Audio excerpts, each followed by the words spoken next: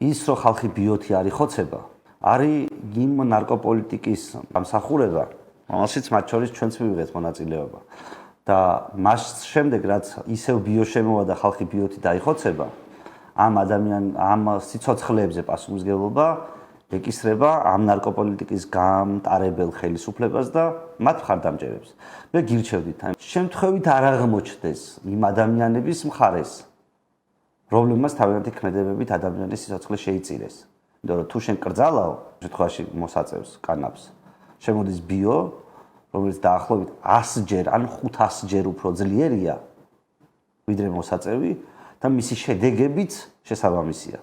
ამიტომ მე სულ ამაყი ვიქნები კანაფის ლეგალიზაციაში შეტანილი ჩემი წვლილის გამო, უამრავი გადარჩენილი სიცოცხლის გამო, რომელიც ამას მოყვა და არ მესმის იმ ადამიანების, რომლებიც საკუთარი ქმედებებით პირდაპირ ან ირიბად ადამიანების სიკვდილს უწყობენ ხელს.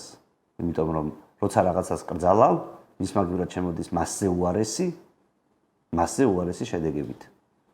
ეს არის სულ. გელოდებით ყველას კვირას პარლამენტის წინ 4 საათზე და 20 წუთზე.